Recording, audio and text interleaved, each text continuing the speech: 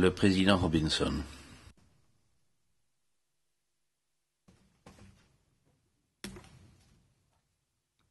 Today the trial chamber. Aujourd'hui, la Chambre de première instance rend son jugement dans le procès de Milan Lukic et Sredoje Lukic. Ce qui va suivre est un résumé des conclusions de la Chambre de première instance. Ça n'est qu'un résumé.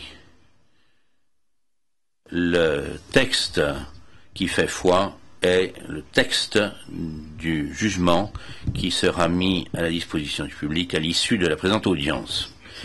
La présente affaire concerne des événements qui ont eu lieu dans la municipalité de Visegrad et dans la ville qui porte le même nom, en Bosnie-Herzégovine, entre le 7 juin 1992 et le 10 octobre 1994.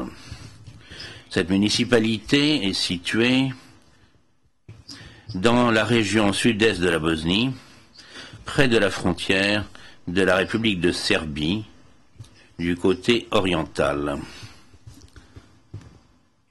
En avril 1992, à la suite d'actes de violence contre la population musulmane dans cette municipalité, l'armée populaire yougoslave, appelée la JNA, est entrée à Visegrad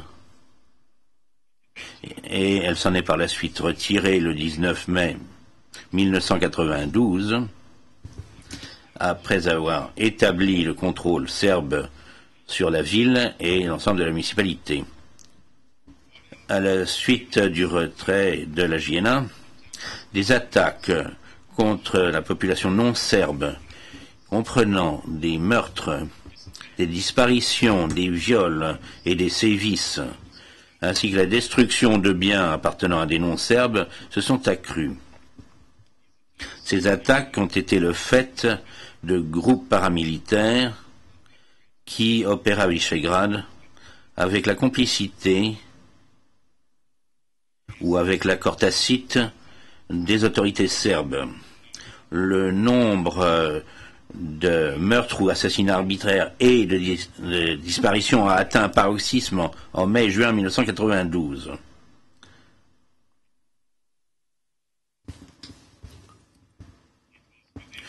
C'est dans ce contexte qu'il est allégué que Milan Lukic et Sredoje Lukic, tous deux originaires du village de Rusište près de Visegrad, auraient commis les crimes dont ils sont accusés. Milan Lukic a été accusé d'avoir commis ou aidé à encourager à commettre des persécutions, des assassinats ou meurtres, exterminations, traitements cruels et actes inhumains en tant que crimes contre l'humanité et crimes de guerre par rapport à 6 incidents distincts. Ces incidents sont les suivants. Premièrement, le meurtre de 5 musulmans civils à la Drina, à la rivière Drina, le 7 juin 1992 ou vers cette date. Deuxièmement, le meurtre de 7 civils à l'usine de Faktora dans la ville de Visegrad le 10 juin 1992 ou autour de cette date.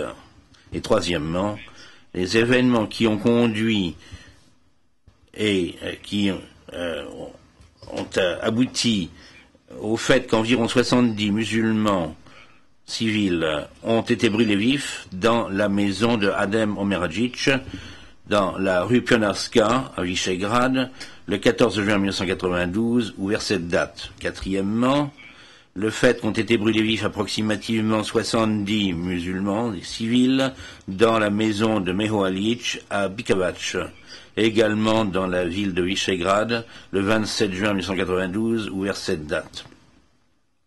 Cinquièmement, le meurtre de Hajra Koric, un civil musulman, en juin 1992 ou vers cette époque, et sixièmement, les sévices de détenus musulmans au camp de détention de Duzlamica entre le mois d'août 1992 et le mois d'octobre 1994. Sredoje Lukic est accusé d'avoir commis ou aidé à encourager à commettre des crimes de persécution, assassinat et meurtre, extermination, traitement cruel et actes inhumains, des crimes contre l'humanité et des crimes de guerre. En ce qui concerne 3 des 6 incidents susmentionnés, à savoir, premièrement, le fait d'avoir brûlé vif environ 70 personnes dans la maison de Adem Omeragic. Deuxièmement, le fait d'avoir brûlé vif approximativement 70 civils musulmans dans la maison de Meo Alic. Troisièmement, le fait d'avoir infligé des sévices à des détenus musulmans au camp de détention d'Ouzamicha. En ce qui concerne l'incident de la rivière Drina, les éléments de preuve montrent que Milan Lukic a chargé dans son véhicule 7 musulmans le 7 juin 1992 et les a ensuite conduits jusqu'à la rivière, près de Sachet, où il les a fait s'aligner sur la rive. Milan Lukic n'a tenu aucun compte des supplications de ceux qui lui avaient laissé en vie et a dit à ses soldats de tirer sur ces hommes au coup par coup, de les tuer d'une seule balle. Lui-même et ses soldats ont ensuite tiré dans le dos de ces hommes, en tuant certains sur le coup et en continuant à tirer des coups supplémentaires sur les corps de ceux qu'ils croyaient être encore en vie. 5 hommes ont péri. Seuls les témoins VG14 et VG32, qui tous deux ont déposé devant la chambre de première instance, ont survécu en faisant semblant d'être morts. En ce qui concerne l'incident de l'usine de Varda, le dossier montre que le 10 juin 1992, ou vers cette date, Milan Lukic a pénétré dans l'usine de Varda et a raflé 7 musulmans de leur lieu de travail, après quoi il les a emmenés à la rive de la Drina, en face de l'usine, où il les a fait aligner. Alors Milan Lukic a tiré sur ces hommes, sous les yeux d'un certain nombre de personnes qui pouvaient tout voir, y compris l'épouse et la fille de l'une des victimes, Ibrisim Memisevic. Les 7 hommes ont tous été tués. Des éléments de preuve considérables ont été reçus concernant l'incident de la rue Pionierska. Ces éléments montrent qu'un groupe d'environ 70 musulmans civils, dont la plupart étaient originaires du village de Koritnik et comprenaient de nombreux membres de la famille Kurspahic, ont été amenés par un groupe de Serbes armés à la maison de Yusuf Memic, dans la rue Pionierska, où tous étaient dérobés sous la menace d'armes à feu. Des femmes et certains enfants ont ensuite été fouillés au corps, après quoi plusieurs femmes ont été emmenées, lesquelles ont dit, lorsqu'elles ont été ramenées à la maison, qu'elles avaient été violées. Plus tard dans la soirée, le groupe de victimes a été transféré à la maison voisine de Adem Omeragic, où ils ont été enfermés dans une pièce du rez-de-chaussée de la maison. Il est démontré que les tapis de la pièce avaient été préparés avec une substance accélérante. Après un certain temps, un engin explosif allumé a été mis dans la pièce qui a déclenché un feu intense lorsqu'il a explosé. Tandis que les victimes essayaient de s'échapper des flammes par les 2 fenêtres de cette pièce, on leur a tiré dessus, des hommes armés à l'extérieur de la maison leur ont tiré dessus. D'autres engins explosifs ont aussi été jetés dans la pièce. Les témoins VG 78 et VG 101 qui se cachaient tout près de là ont pu entendre les coups de feu venant de la maison de Adem Omeragic. VG 101 a dit à VG 78 « Ils sont en train de tuer notre mère, notre belle-mère et les 2 enfants de notre frère. Ils n'avaient fait aucun mal. » Seule une poignée de personnes a survécu et tous ceux qui sont encore en vie sont venus déposer devant la chambre de première instance. Mais 59 personnes ont été brûlées vives. La défense de Milan Lukic a contesté le fait même qu'il y ait eu un incendie dans la maison d'Adem Omeragic en faisant déposer un certain nombre d'experts qui ont visité les lieux en janvier 2009. La Chambre de première instance a souscrit au point de vue des experts selon lequel plus l'enquête sur les lieux est retardée, moins fiables sont les conclusions que l'on peut en tirer.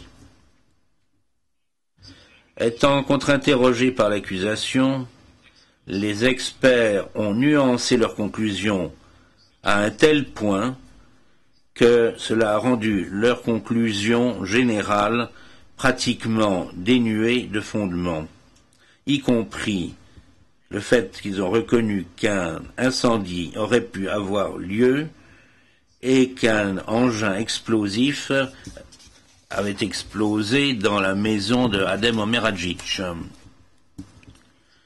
En conséquence, la Chambre de première instance a accordé peu de poids à leur déposition.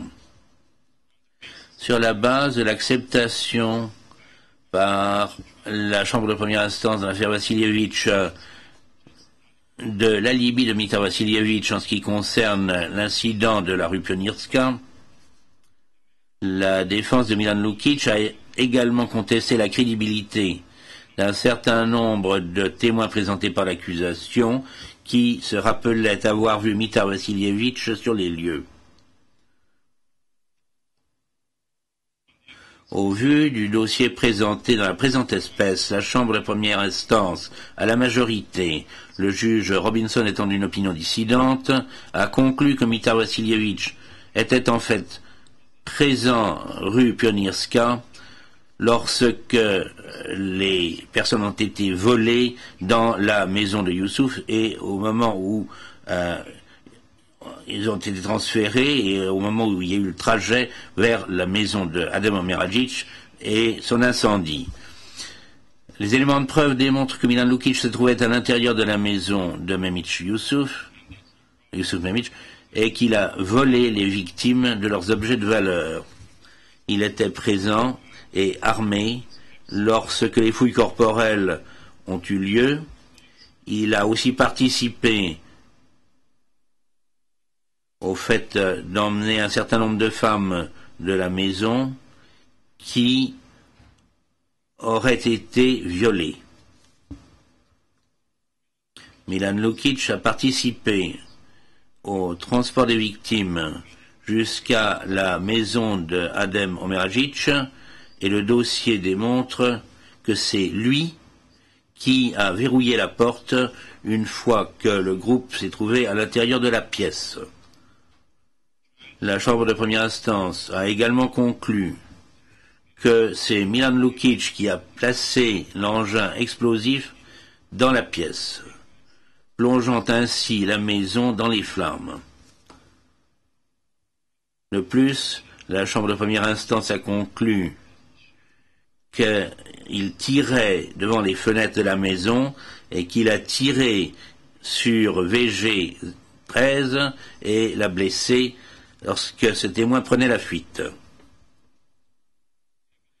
Le dossier démontre que Sredoje Lukic, policier à Visegrad, était également présent et armé à la maison de Youssouf Memic, y compris lorsque les victimes ont été volées et fouillées au corps à l'intérieur de la maison et lorsque les femmes ont été emmenées de la maison.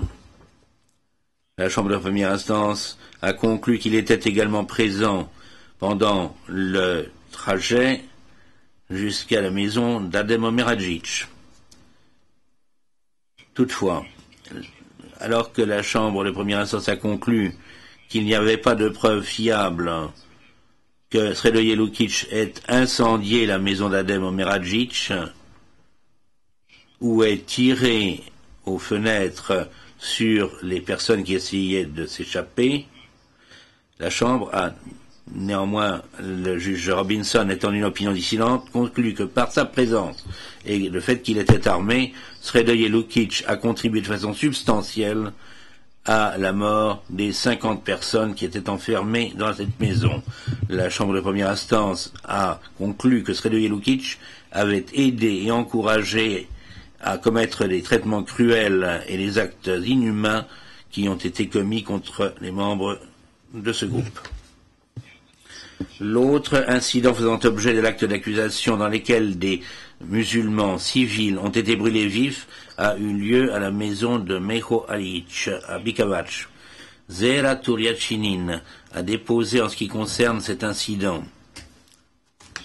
Elle est apparue comme une protagoniste triste et tragique mais héroïque. Handicapée de façon permanente à la suite de ces événements et marquée pour la vie, elle a rompu tous ses liens avec son ancienne patrie.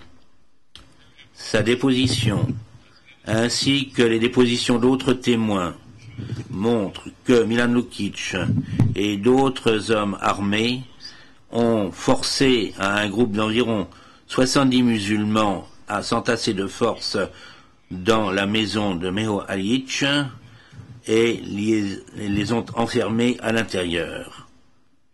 Toutes les issues avaient été bloquées par du mobilier très lourd et une porte de garage avait aussi été placée contre une porte pour empêcher toute fuite. Des coups de feu ont été tirés sur la maison et des grenades ont été jetées à l'intérieur, ce qui a incendié la maison. Les témoins VG 58 et VG 35 se rappellent encore, comme s'ils y étaient, les cris affreux des personnes qui se trouvaient dans la maison.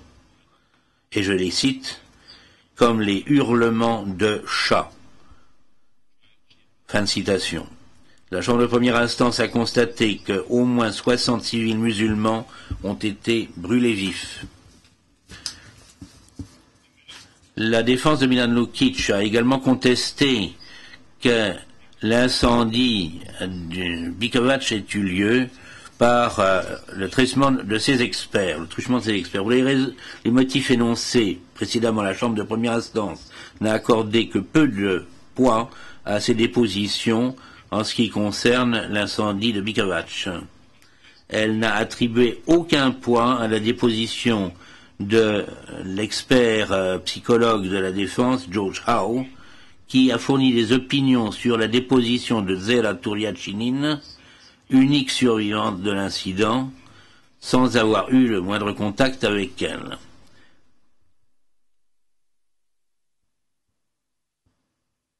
La défense a également contesté la crédibilité de Zehra Turiachinin parce qu'au cours de la période qui a suivi immédiatement le moment où elle a échappé au feu, elle a donné diverses explications à des soldats serbes et à un médecin concernant la façon dont elle avait subi ces horribles brûlures.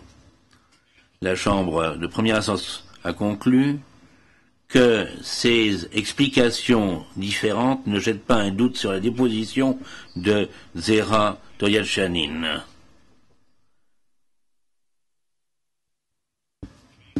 La Chambre de première instance est convaincue que Milan Lukic était présent et armé pendant tout l'incident, qu'il s'est servi de la crosse de son fusil pour pousser les gens dans la maison en disant « Allons, faisons entrer le plus de gens possible à l'intérieur. » Fin de citation. Après avoir enfermé les victimes à l'intérieur, il a tiré sur la maison, jeté des grenades dans la maison et a ensuite incendié la maison en utilisant de l'essence. Toutefois, en ce qui concerne la présence de Sredoje Lukic au cours de l'incident, la Chambre de première instance, à la majorité, le juge David, étant d'une opinion dissidente, a estimé que la déposition de Zeratoriachanin ne lui permettait pas de se prononcer de façon concluante. En conséquence, la Chambre de première instance, par la majorité, le juge David, étant d'une opinion dissidente, n'est pas convaincu que Sredoje Lukic était présent à l'incident de Bikavac. En ce qui concerne le meurtre de Hajra Koric, le dossier montre que Milan Lukic a cherché Hajra Koric dans un groupe de femmes et d'enfants qui cherchaient à s'enfuir. Lorsque Milan Lukic l'a trouvée, il l'a séparée des autres et l'a tuée à bout portant.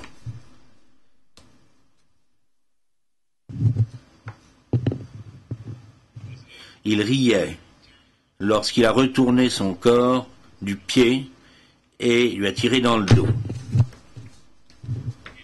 En ce qui concerne le camp d'Uzamnica, le dossier montre qu'à la fois Milan Lukic et Sredoje Lukic se rendaient en des visites opportunistes au camp, quoique Sredoje Lukic y soit venu moins fréquemment que Milan Lukic. Lorsqu'ils étaient au camp, à la fois Milan Lukic et Sredoje Lukic ont brutalisé à coups de pied et frappé les détenus de leurs poings avec des matraques, avec des bâtons et avec des crosses de fusil.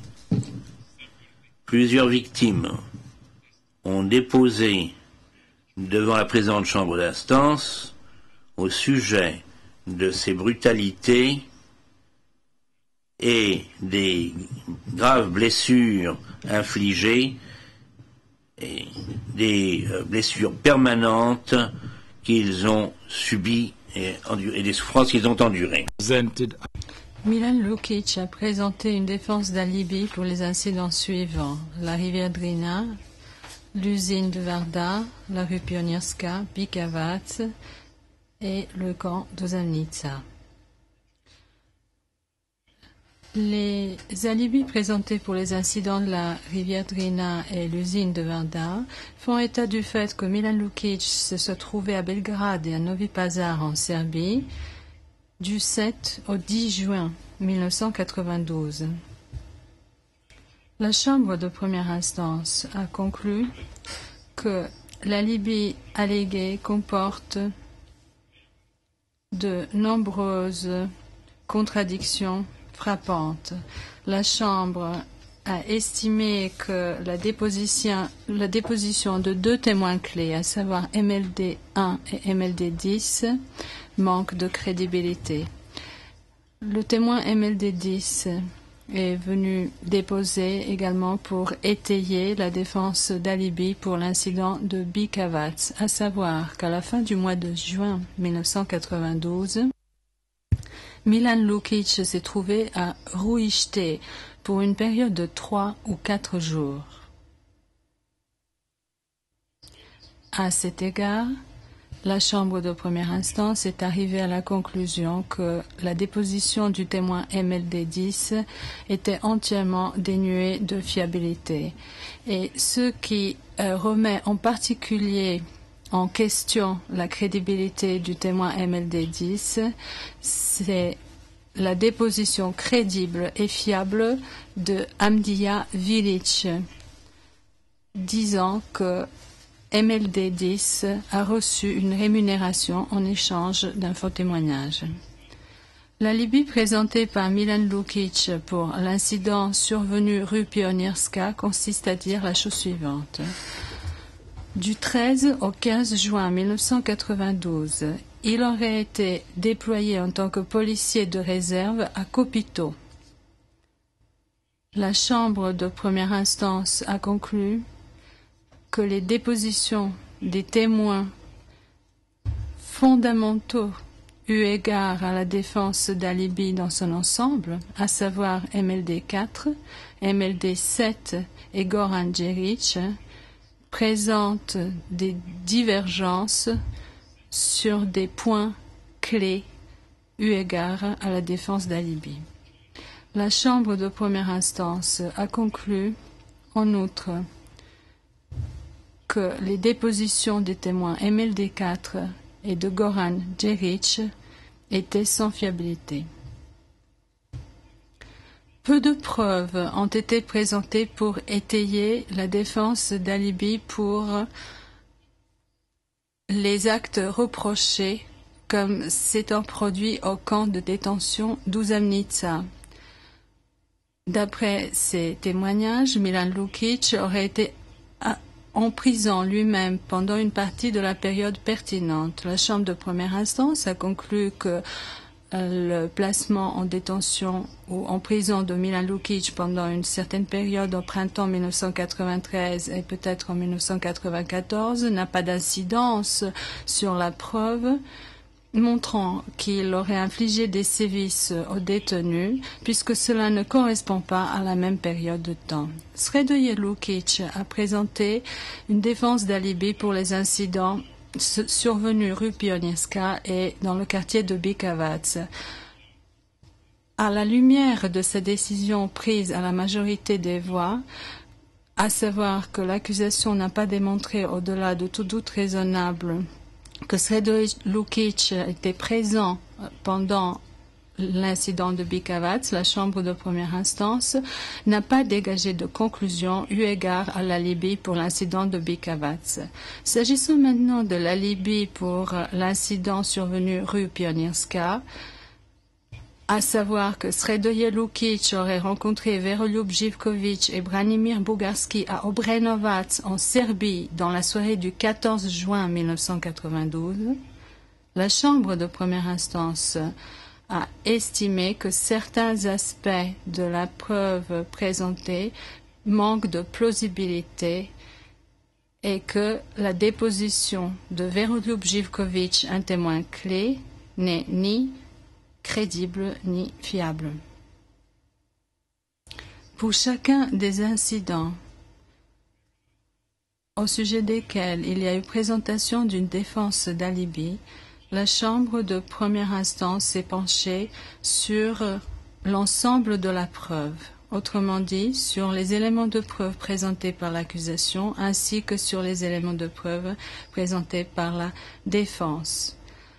La Chambre est arrivée à la conclusion que l'alibi ne peut raisonnablement être vrai. En particulier, la Chambre de première instance a rejeté l'alibi invoqué pour les incidents survenus à la rivière Drina et à l'usine de Varda en estimant qu'il s'agit d'un artifice présenté cyniquement et sans pitié. La Chambre de première instance a conclu que l'accusation a démontré au-delà de tout doute raisonnable les chefs d'accusation tels que cités à l'acte d'accusation. Un très grand nombre de preuves ont été citées au sujet d'autres crimes qui ont été commis à Visegrad pendant la période couverte par l'acte d'accusation, y compris des meurtres ou assassinats, des viols et des sévices infligés, dont certains auraient été commis par Milan Lukic et Sredoje Lukic. Une partie significative de ces éléments de preuve, y compris plusieurs incidents de viol, ont été présentés par l'accusation afin de réfuter les défenses d'alibi présentées. Puisque Milan Lukic et Sredoje Lukic ne se voient pas reprocher des crimes, quels qu'ils soient, et qui auraient été commis lors de ces incidents, la Chambre de première instance n'a dégagé aucune conclusion sur leur éventuelle culpabilité eu égard à ces incidents. En l'espèce, le fait que Milan Lukic et Sredoje Lukic aient commis des crimes caractérisés par l'indifférence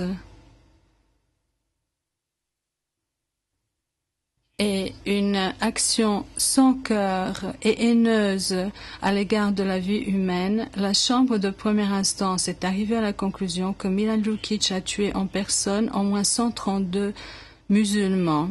Au début du mois de juin 1992 et en l'espace de quelques jours, Milan Lukic a exécuté de manière sommaire 12 musulmans à la rivière Drina. Il a fait cela avec indifférence et de manière intentionnelle. Il a commis le meurtre de sang-froid de Aira Koric d'une manière désinvolte et cavalière. En se rendant au camp Usamnica pour y effectuer des visites opportunistes, tant Milan Lukic que Sredoje Lukic ne s'y rendaient pour aucune autre raison si ce n'est pour brutaliser les détenus. Même si Sredoje Lukic est venu dans ce camp moins souvent que Milan Lukic, les deux accusés ont roué de coups les détenus avec une brutalité extraordinaire et leur ont infligé ainsi des blessures graves et permanentes.